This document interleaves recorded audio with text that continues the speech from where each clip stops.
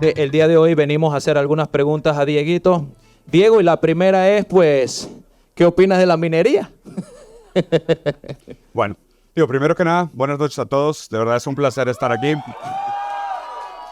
No sé si sea mucho pedir mantener los gritos controlados dentro de lo cabible, porque si no el hilo de la conversación se va a perder. Digo, si quieren agarrar el pedo, pues agarramos el pedo y listo. Pero creo que es un momento histórico importante para el país y tanto lo que comentó Elmi, que pues yo quise venir, hice todo el esfuerzo. Este evento obviamente pues no es cobrado, espero que nadie haya pagado por estar aquí, no es la idea. La idea es que realmente tengamos un espacio de conversación y dentro de lo cabible pues podamos aportar ideas de valor que les ayuden a sacar el máximo provecho de este momento histórico. Dicho esto, creo que lo que quisiera darles como consideración primero a esto es, y lo decía Lenin de hecho, hay siglos donde parece que no pasa nada y luego hay semanas donde parece que pasan siglos. Y parece ser que estamos en uno de esos momentos. De hecho, estábamos conversando con Diego también, que tiene su obra de teatro, que es un proceso histórico interesante. Y qué raro que ahora él mismo decidió pues, detener la obra un rato y va a regresar el musical hasta febrero. Y yo le decía, pues claro, güey, que ahorita no se trata de celebrar victorias pasadas y recordar la historia del pasado, sino se trata de hacer historia. En estos momentos es cuando ustedes tienen oportunidades de hacer historia, de ser partícipes de momentos que van a definir el futuro de las siguientes generaciones. Y para eso hay que estar muy conscientes. Un filósofo que me gusta mucho, Alain Badiou, habla sobre los momentos revolucionarios, ¿ok? Y nos cuenta que los momentos revolucionarios a veces pueden pasar desapercibidos si no estamos subjetivamente listos para ver los momentos revolucionarios. A veces nosotros no nos damos cuenta del poder que tenemos de decisión para influenciar el curso de la historia de su país, porque no estamos preparados para entender una oportunidad de cambio. ¿Okay? Es simplemente, pues estamos haciendo manifestaciones, queremos que acabe la corrupción, tenemos ideas ambiguas y vagas y superficiales de lo que nos gustaría que pasara, pero no hay planes concretos. Digo, estoy generalizando, seguramente hay grupos organizados que sí lo tienen, ¿no? Pero es la importancia de entender estos momentos como potenciales momentos revolucionarios, estar subjetivamente listos para ellos y tener planes claros y bien definidos de qué es lo que quieren. ¿Qué es lo que quieren? Porque lo que les debería dar pánico es estar en una manifestación y que les pongan un micrófono enfrente y que les digan, ¿qué harías tú? ¿Tú qué harías? ¿Tú sí pondrías la mina? No. ¿Qué onda con los 7,000 empleos? ¿Qué onda con los pueblos originarios? ¿Qué onda con el cáncer? ¿Y la inversión perdida? ¿Y la multa? ¿Qué harías? ¿Okay? Si no pueden ustedes contestar esas preguntas de manera coherente y teniendo una buena articulación y entendimiento de las implicaciones éticas, morales, económicas y políticas de lo que están respondiendo, tal vez no sean ustedes los sujetos revolucionarios que se necesitan en este momento. Es su responsabilidad porque es su país. Y literal es su país el que están vendiendo. Tienen que estar preparados para contestar estas preguntas y actuar de manera acorde y al nivel que requiere la seriedad de esta situación. ¿Va? Eso es. La mina. Hay un meme por ahí que no es lo mismo que tú visites a Canadá que cuando Canadá te visita a ti. Sí. Sí, y ha pasado un fenómeno en Latinoamérica en general. Pareciera que no nos conviene solo a los latinos, porque allá no es lo mismo la mina aquí que en Rusia, no es lo mismo la mina aquí que en Canadá, no es lo mismo la mina aquí que en esos países. Perú tiene un ejemplo espectacular de lo que ocurrió allá. Ahí está el hueco. México prometieron muchas cosas y aquí, con todos los años que lleva la mina, Coclé debería ser la NASA, según la inyección de dinero que ellos venían dando. ¿Qué pasa con la minería en la región de Latinoamérica? Va.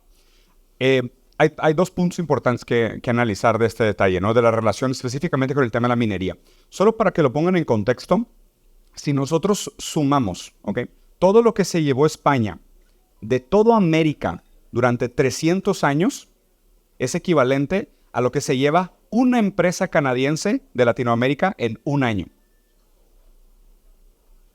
Contemplen ese buen silencio, segundo, buen silencio. Pero para toda la gente que ha escuchado sobre procesos históricos decoloniales, ¿no? Y somos muy críticos del proceso de la colonia y somos muy ardidos, ¿no? Y hablamos muy mal. Y a ver, claro, hubo brutalidad y seguramente sí hay mucho que criticar. Pero lo que pasa es que la manera como te lo venden, pues es que uno es negocio, el otro fue explotación. Te están robando lo equivalente a 300 años de colonia en un año. Una empresa minera. Ese es el detalle. Entonces el meme es bastante real. Ir a Canadá es bonito, pero cuando Canadá viene a visitarte es muy feo. Y esto históricamente también se ha como concretado como modelo de neocolonial, por usar la palabra correcta, ¿no? ¿Qué significa neocolonial? El proceso de la colonia, pues realmente había soberanía de los territorios europeos sobre los territorios latinoamericanos, y ahora ya no existe una soberanía en el sentido tradicional de la palabra, sino que el neocolonialismo se da a través de los procesos de extracción de valor, que es justo lo que estamos viviendo en este momento histórico. Es, oye, a grandes rasgos lo que pasa es que el norte global le compra materia prima barata al sur global, la lleva, la transforma y te la vende más cara, ¿no? Y esta es la historia que todo el mundo conoce, que todo el mundo entiende, es el proceso tradicional. Ahora, ¿qué podemos hacer frente a esto? O sea, ¿cómo reaccionamos a estas situaciones? Hay que entender la soberanía nacional como una prioridad.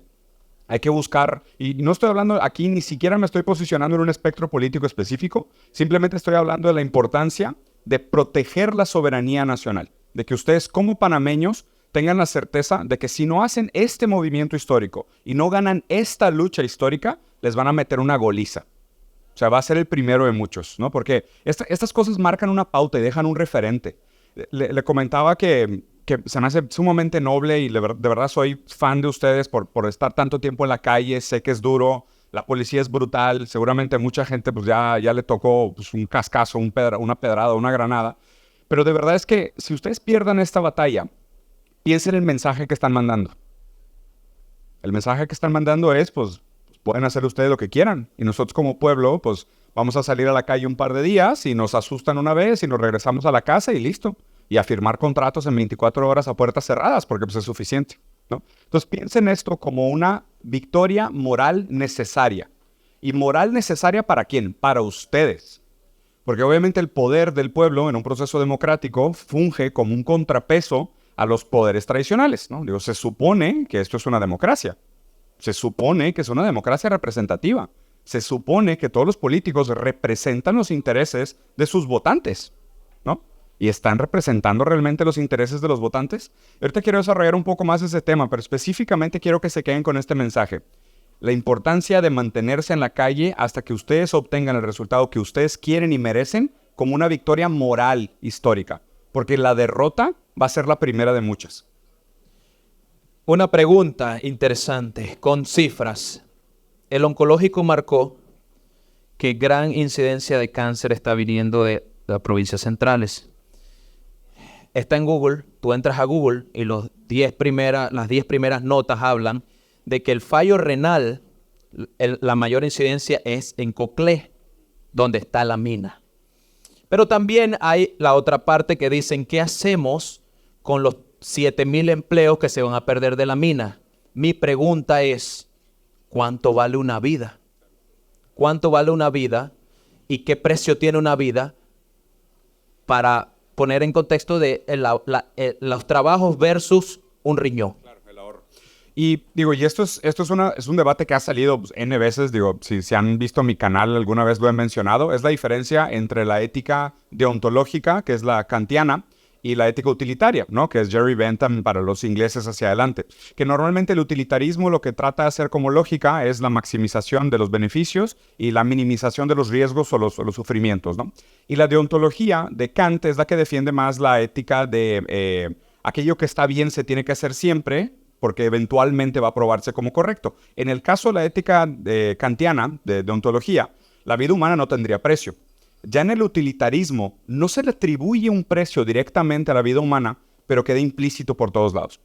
Y eso es sumamente peligroso. O sea, hagan este ejercicio mental conmigo un segundo y piensen que vamos a decir, ok, la vida humana tendría que ponerle precio. Vale. La suma del valor de tus órganos en el mercado negro es a lo mejor $2 millones, ¿no? Muy bien vendiditos. Más los daños morales y tu impacto social. Vamos a suponer que tu vida vale así muy bien pagada $4 millones.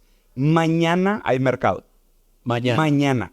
O sea, mañana hay mercado para comprarlos a todos ustedes y para que te endeudes con tus riñones y los de tus hijos. Mañana hay mercado para ello. ¿Okay? Entonces, ponerle un precio a la vida implicaría toparnos con ese cinismo de frente, ¿no? Y enfrentarlo así, porque queda implícito en todos lados en las conversaciones, ¿no? Como que la gente no lo quiere decir, pero dice, no, pues es que sí, pues un riñón de un indígena. Pero oye, 7,000 empleos, ¿qué te está diciendo?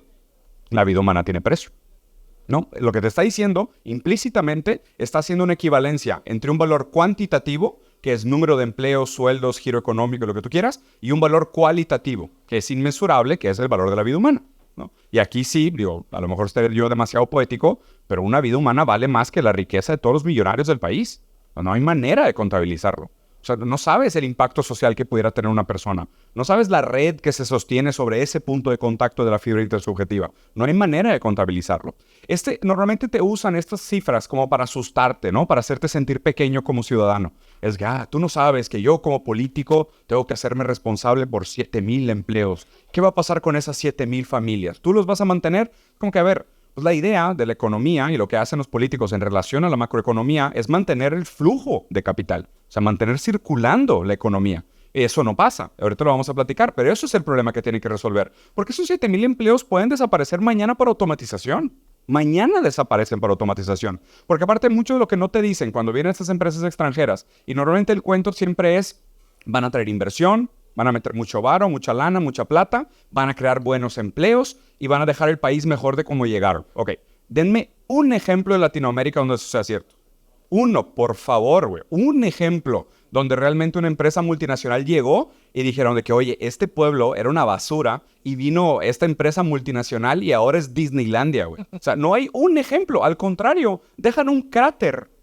Dejan un cráter. O sea, te roban un pedazo del país. Okay. Entonces, ese cuento siempre está. No hay ningún ejemplo que lo valide. Eso es puro cuento para engañar bobos, populismo. Okay. Y el otro asunto de aquí es que de las condenaciones fiscales, ¿no? De, oye, pues bueno, vas a traer inversión al país, entonces durante 25 años no tienes que pagar impuestos además. En la práctica lo que sucede es que sí, traen la empresa, pero hacen un cálculo arrastrando el lápiz con matemáticos de la NASA, literal, diciendo cuánto van a gastar y cuánto van a tener de retorno de inversión y cómo hacer lo más eficiente posible su PNL, Profit and Losses, para extraer la mayor cantidad de plusvalía.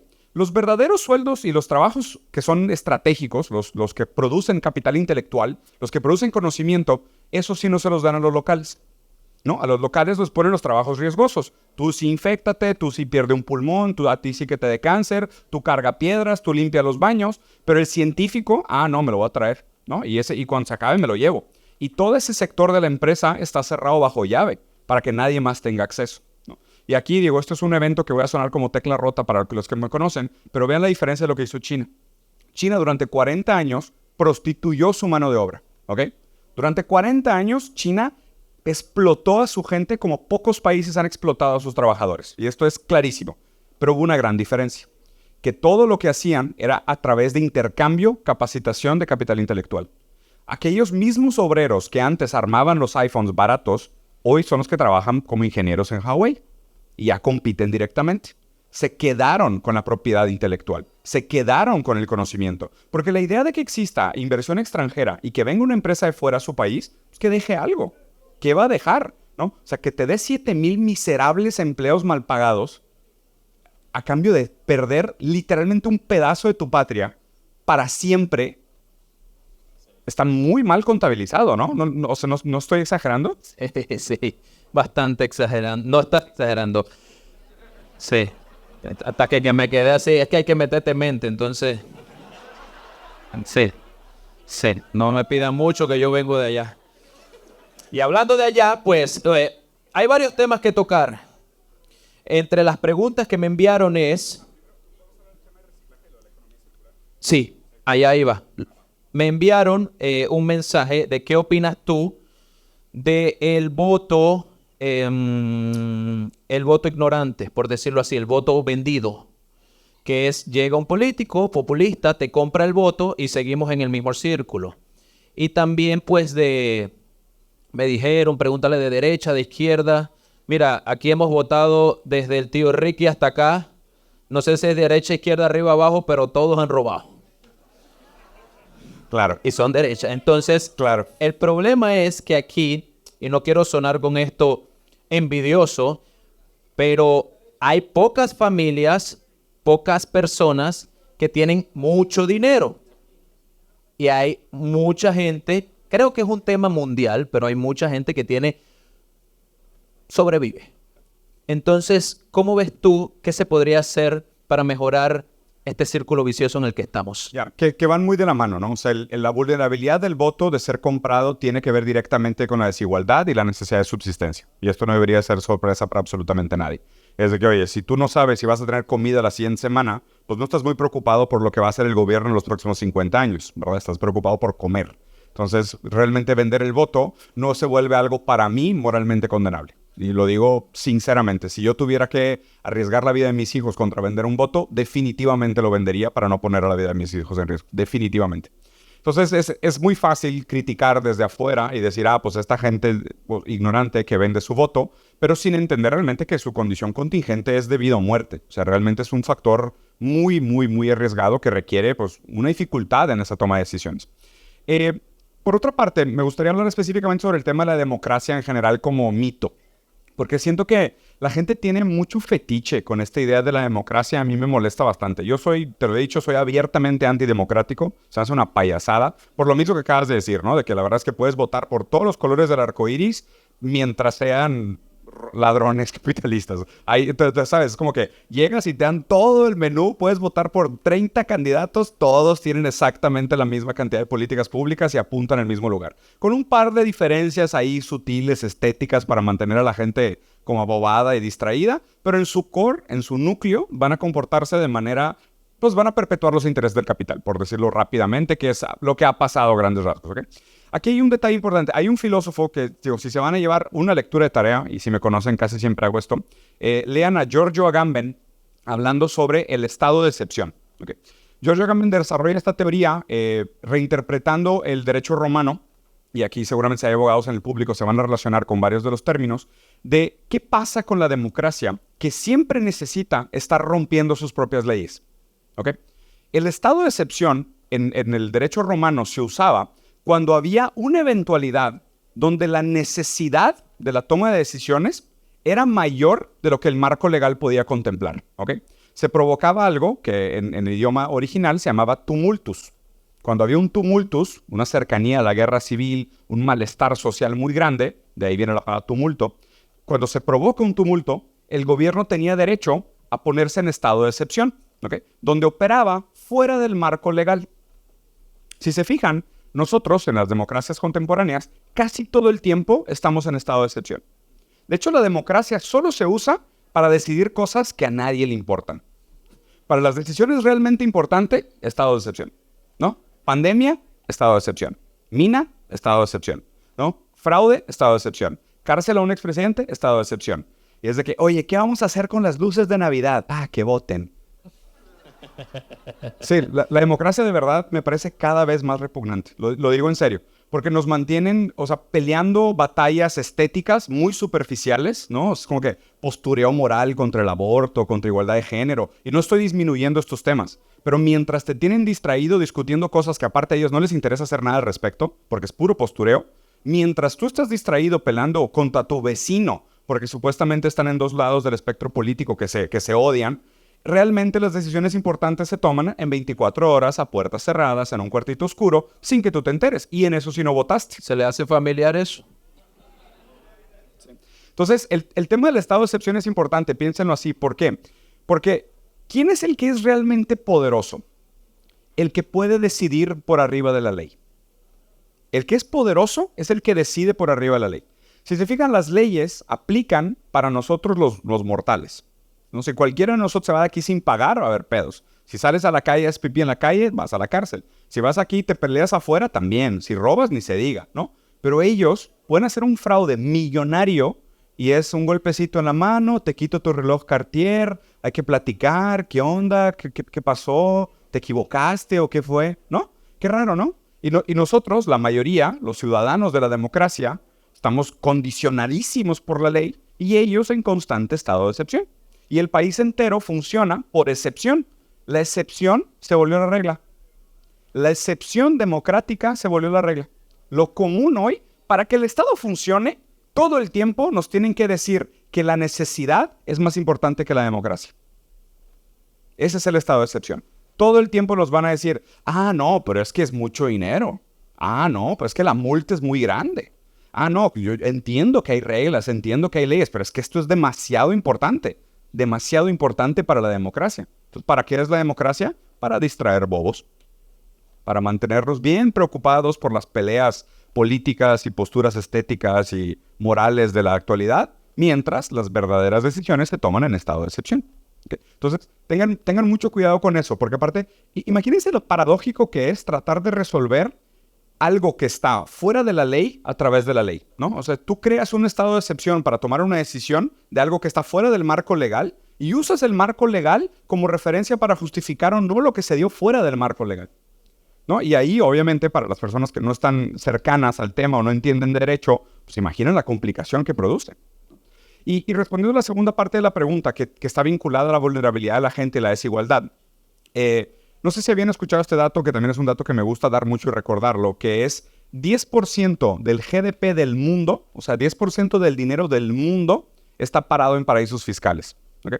Y la suma de la deuda estatal de los países del mundo es otro 10% del GDP del mundo. ¿Okay? Muy interesante la equivalencia y muy bonita la coincidencia, ¿no? O sea, 10% del dinero del mundo entero está en paraísos fiscales. Ajá. Y de ese 10%, el 10%... No. La misma cantidad, o sea, el mismo 10% es la deuda estatal del mundo. O sea, las deudas estatales equivalen a ese mismo 10% que está en paraísos fiscales. Yeah. O sea, hay una equivalencia ahí. Okay. Y aquí lo que les quiero recordar es la importancia de que para que una economía funcione, y sin meterme a crítica de economía política ni nada, tiene que haber circulación de capital, ¿no? Todo el mundo ha escuchado este cuento de llega un gringo aquí a un hotel y dice, oye, quiero ver la habitación para ver si me quedo, ten $100 de depósito en lo que voy a ver el cuarto. El gringo sube a ver el cuarto, el del hotel agarra esos $100, le paga al cocinero, el cocinero agarra los $100, le paga al que le vende la harina, el de la harina le paga al policía, el policía le paga a la trabajadora sexual le paga de regreso al hotel, y el gringo dice, el cuarto está horrible, no me voy a quedar, regrésame mis $100, y se va. Pero los $100 pagaron 5 deudas, porque circuló, ¿ok? El dinero cuando no circula se pudre, o sea, pierde, literalmente de ahí viene la idea de lavar dinero. O sea, el dinero se lavaba porque se podría. Entonces el dinero las fortunas. Sí, las fortunas literal de los narcotraficantes y de muchos políticos y dictadores se podría, porque pues, el dinero acumula humedad, lo escondían en las paredes, se echaba a perder, lo tenían que lavar, literalmente se lavaba el dinero. ¿Okay? Entonces el dinero parado se pudre. Lo que tenemos que pensar nosotros son mecanismos de reciclaje de valor agregado. Porque normalmente en el modelo económico en el que vivimos, el dinero tiende a acumularse en muy pocas manos, ¿no? O sea, antes de la pandemia, pues no habían trillonarios y ahora hay 3. Y nunca en la historia de la humanidad hubo alguien tan rico. Digo, debatible a lo mejor con algunos príncipes y demás, pero prácticamente nunca habíamos tenido en la economía moderna tanta acumulación de capital, y en un periodo muy corto tenemos acumulaciones de capitales obscenas que nunca habíamos visto. La tendencia es a los monopolios. La tendencia es que los trillonarios se vuelvan, pues no, ni siquiera me sé la siguiente nomenclatura, pero obviamente y eso va de la mano con una pobreza sistemática. Entonces, lo ideal sería que existieran mecanismos para reciclar el valor agregado, impuestos a las fortunas paradas. Y obviamente pues eso está relacionado con las tasas de interés para fomentar que pues valga la pena, ¿no? Mover el dinero. Y no nada más pues compro 6 departamentos y como no tengo prisa, me espero a que alguien me llegue el precio de renta mientras la gente está pasando por una situación súper precaria en todos lados, ¿no? Porque esto es lo que si no se resuelven esos problemas sistemáticos, simplemente obligar a la gente a decir es que deberías de tener un voto más educado, suena como una condena, ¿sabes? O sea, para mí suena muy injusto decir no te quiero ayudar. Sé que tu vida entera es producto de un sistema que te supera por muchísimo y aún así me siento en la capacidad de condenarte moralmente. O a los indígenas, ¿no? De que, qué violentos y están cerrando las carreteras y no saben el problema que están causando. Les están quitando la casa, se están muriendo. O sea, y los quieren condenar, ¿de verdad? O sea, qué bonito, ¿no? O sea, decirlo desde tu balcón y simplemente, o sea, es muy fácil condenar moralmente a alguien sin entender que tu relación con él económica y sistemáticamente es vinculativa, es directamente proporcional. Nuestro bienestar depende muchas veces del malestar de los otros, porque la economía tiende a acumular mucho capital en pocas manos. Entonces, es importante que no pierdan el hilo entre que estos problemas están directamente conectados.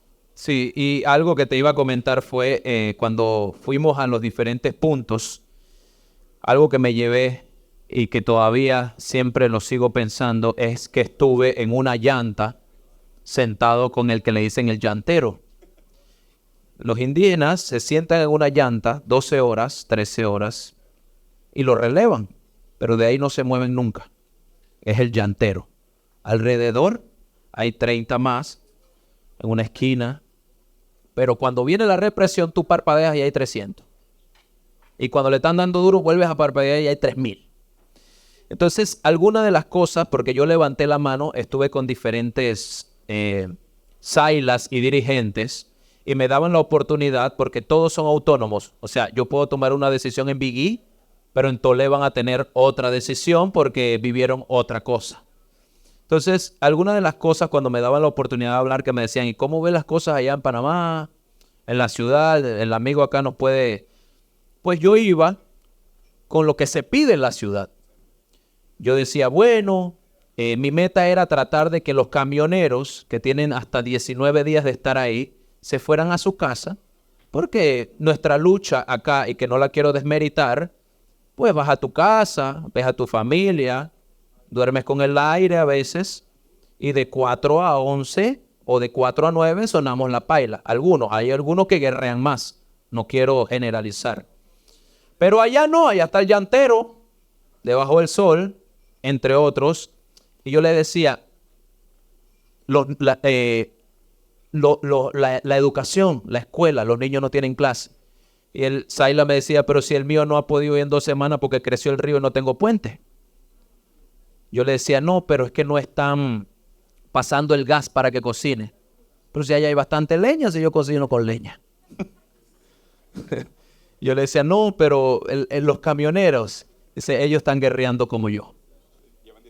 Llevan 19 días y ellos dicen, es que esta es parte de la lucha. Ellos están luchando. Y incluso hubo varias trifulcas porque normalmente los muleros están ahí también. Y ellos dicen, sí, pero tú te vas a tu casa y ves a tu mujer y yo no he podido. Y siempre hay una discusión. Pero al final lo que me llevo de esta enseñanza, porque ahí estuve con ellos conversando en diferentes puntos, todos tienen algún punto diferente. ¿Y por qué piensan? Porque cuando le hablas de corredor humanitario, para ellos es una palabra que los tiene prácticamente frustrados, porque en la lucha pasada con la gasolina, el corredor humanitario solo sirvió para que el gobierno le metiera los antimotines dentro del corredor y los amedrentaron en Tolé y en Big E, y hubo más de 25 heridos. Entonces ellos incluso algunos puntos dijeron, podemos ayudar, pero no le digas corredor humanitario. Sí.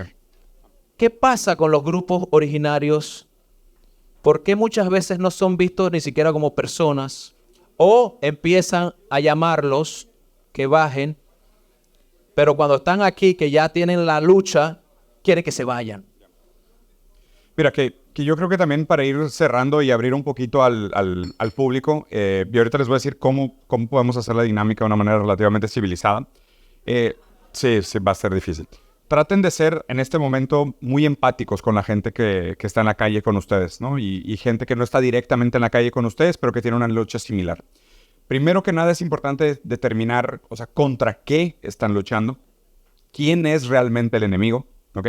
Establecer claramente también cuáles son las pautas, qué están pidiendo. Y esto es un aprendizaje histórico que no es solo para ustedes, probablemente es una de las manifestaciones que les va a tocar, y la verdad, para cómo están las cosas, tal vez no sea la última. Pero pasó, por ejemplo, en Wall Street, cuando hicieron lo de 99%, lo del 99%, que llegaban con la gente, les entrevistaban y decían de que, oye, ¿y qué quieres? No, pues, igualdad. ¿Y qué es eso, güey? ¿Sabes con qué se come? O sea, y la gente no tiene mucha idea, ¿no? Entonces, sean empáticos, platiquen entre ustedes, escuchen los dolores de los otros. O sea, por eso me hace tan noble lo que estás haciendo de, oye, pues, o sea, ¿tú por qué estás aquí? O sea, ¿a ti dónde te está doliendo? O sea, ¿tú qué quieres de esto? O sea, ¿dónde te está molestando? ¿Hasta dónde estás dispuesto a ir? ¿Qué te gustaría que cambiara? ¿Cómo te gustaría que fueran las cosas, no? Entonces, entre nosotros hay que tener una solidaridad muy grande, una empatía muy grande, un respeto muy grande, tratarnos con cuidado. Pues además son situaciones tensas que se prestan a la escalada de la violencia muy rápido. Nadie quiere perder a un amigo por esto, por una manifestación. Obviamente, pues va a pasar, y ya pasó un par de casos. La verdad es evitarlo lo máximo posible. Pero por otro lado, lo interesante de esto es que también, si las manifestaciones no incomodan, no logra nada, ¿no? Entonces, esto es duro de decirlo, y definitivamente no es un llamado a la agresión tampoco, pero hay que saber dónde y cómo incomodar. Entonces, tengan mucho cuidado, porque los primeros que se lanzan a ser revolucionarios son los que echan a perder la revolución. Entonces tengan mucho, mucho cuidado porque estas oportunidades raramente pasan en la vida. Sean muy conscientes, muy cautelosos, discutan, hagan acuerdos antes de lanzarse al vacío, porque de verdad que un mal movimiento en este momento, con pura relación pública y puro esfuerzo mediático, les echan a perder todo el movimiento. Y crean enemistades entre ustedes y simplemente el hecho de que los de aquí gritan una cosa diferente a los de allá, fácilmente les ponen los medios encima y los transforman en enemigos estratégicos y se rompe el movimiento. Entonces, por favor, neta, o sea, con la misma efervescencia que gritaron, que entiendo que es un momento difícil, eso es lo que tienen que tratar de contener cuando llegue ese momento y cuando tomen esas decisiones. Digo, por mí, la verdad es que no quería también transformarlo como demasiado en monólogo y sé que siempre lo hago. Acá están las borracheras, ¿eh? Sí, exacto. Así. Sí, ya se dieron cuenta que no es personaje.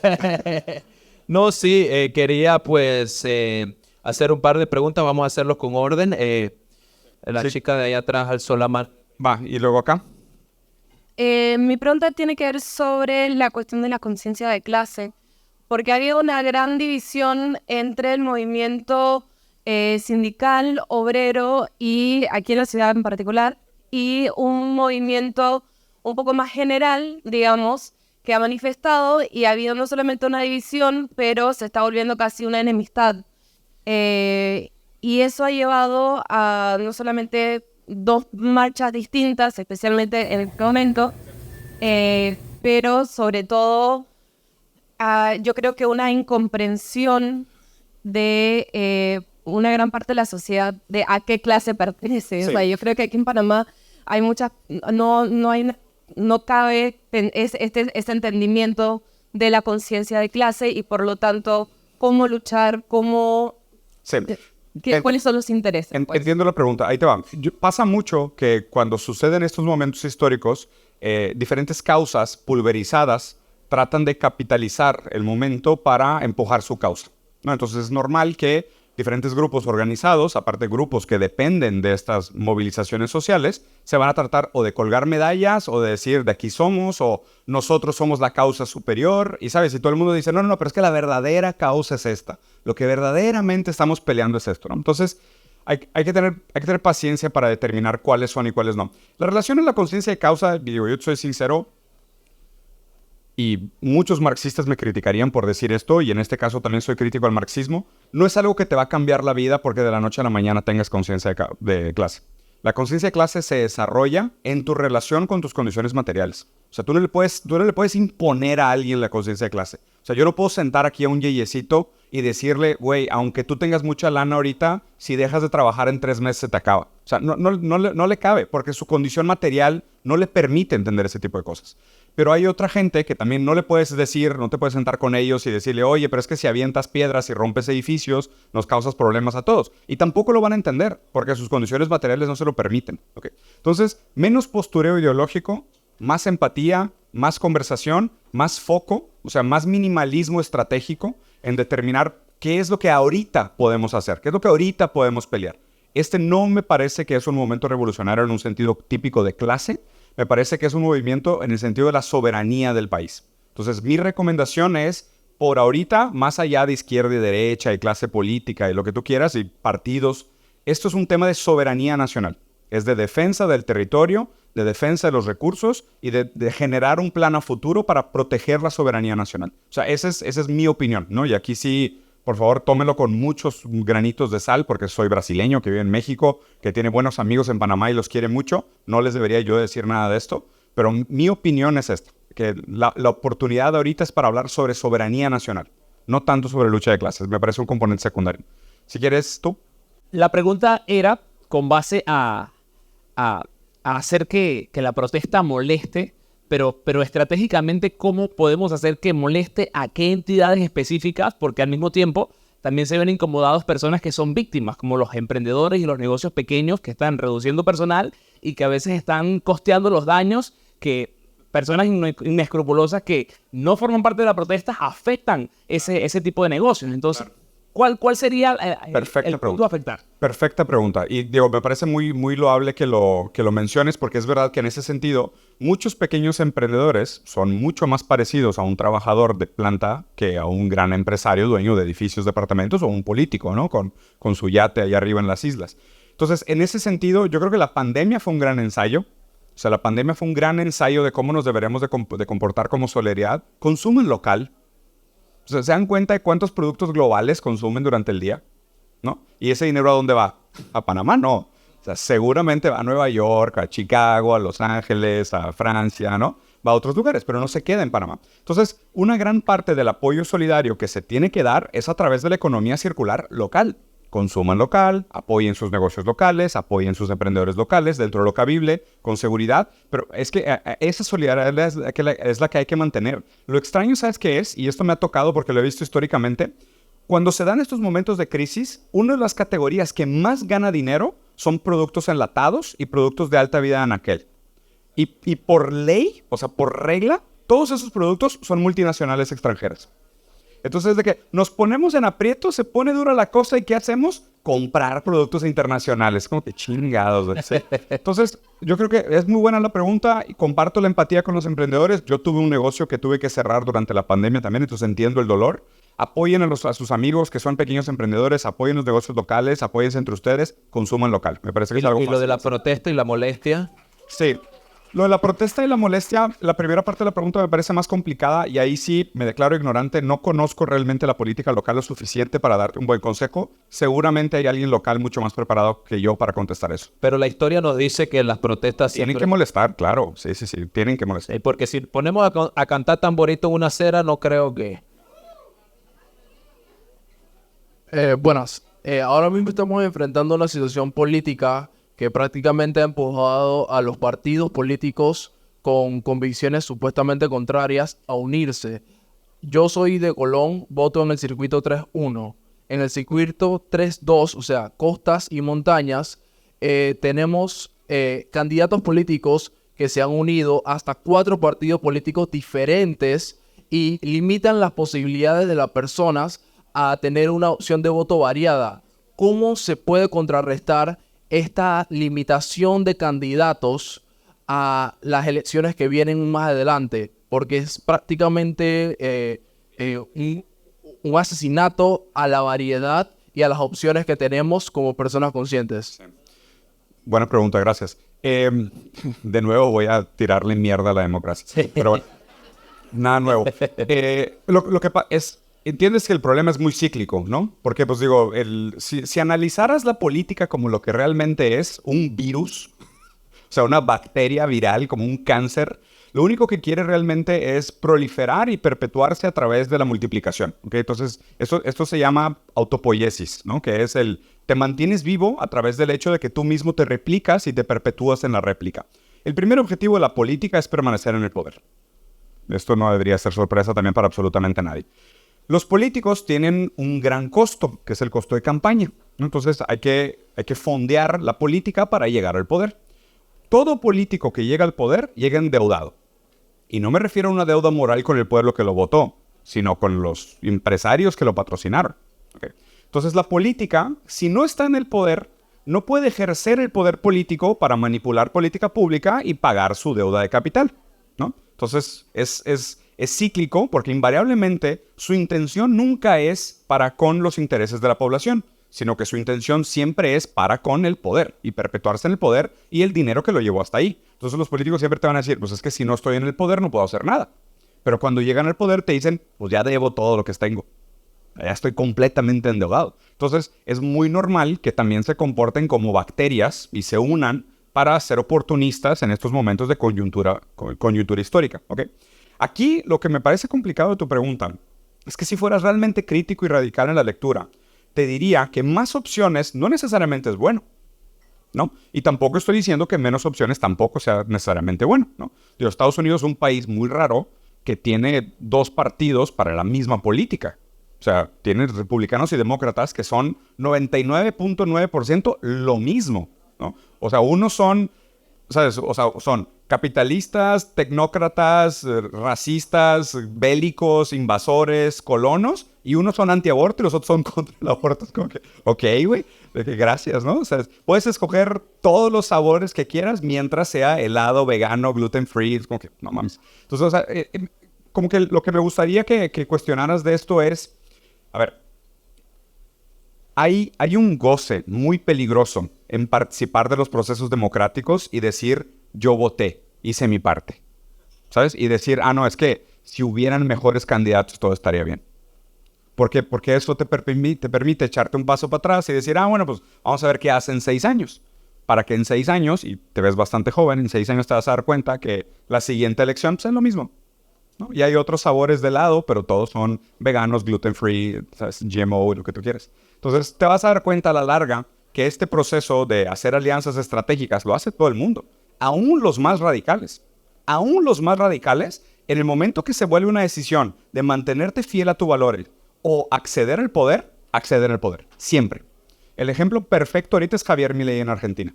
O sea, Javier Milei era el político más radical anti-establishment, ¿ok? Cuando llega a la segunda ronda, que creo que ni él se lo creía, está haciendo acuerdo con la izquierda socialista en Argentina, güey. O sea, nunca, hace 3 años le preguntaban eso y el vato te diría, me muero antes de hacer una alianza con ese partido. Y ahora lo está haciendo. Y la libertad se arrastra, ¿sabes? O sea, se arrastra por obtener poder. Entonces, quiero que te lleves de tarea a pensar tu pregunta sobre realmente el por qué pensabas que tener más opciones democráticas es mejor y por qué menos opciones democráticas es peor y realmente qué es lo que está sucediendo por detrás de este placebo democrático en el que tú vives. Creo que alcanzamos una más. Sí, acá. Sí, buenas noches. Escribí mi pregunta para ser extremadamente puntual. Sabemos que los mecanismos administrativos de nuestro país, al igual que los sistemas de orden legislativo, se encuentran en una progresiva decadencia a raíz de una mala elección de nuestros mandatarios.